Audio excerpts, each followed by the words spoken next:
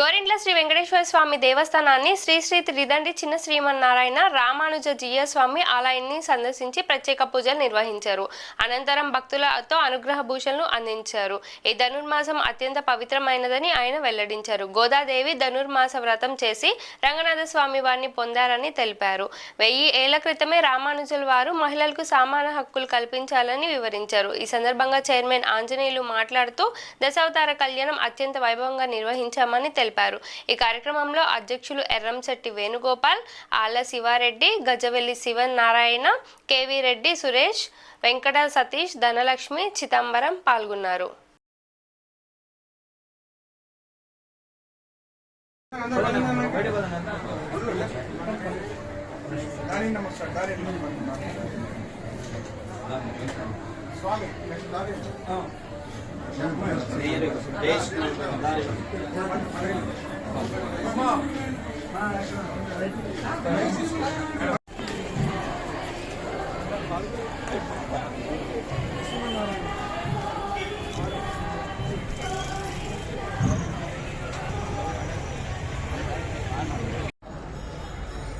కృష్ణుడిగా వచ్చినప్పుడు మాత్రం అందరూ నమ్మారా? శిశుపాలుడు నమ్మలేదు, దుర్యోధనుడు నమ్మలేదు, ధృతరాష్ట్రుడు నమ్మలేదు, నష్టపోయారు. పాండవులు నమ్మారు, లాభపడ్డారు. మరి రాముడు పుట్టినప్పుడు మాత్రం అందరూ నమ్మారు, అప్పుడు అందరూ నమ్మారు.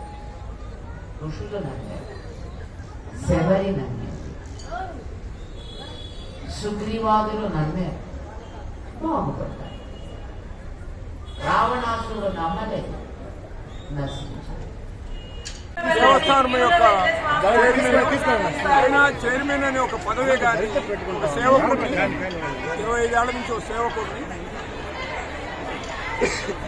ఈ దేవస్థానం 25 సంవత్సరాల నుంచి ఆది శంకరాచార్యులు వాళ్ళ పీఠాధిపతుల చేత మరియు తిరుపతి దేవస్థానం వాళ్ళ చేత ప్రతిష్ఠ జరిపి ఆ రోజు 23 సంవత్సరాల కింద 1,00,000 మందికి మేము స్వామివారి భోజనాలు ఏర్పాటు చేశాము.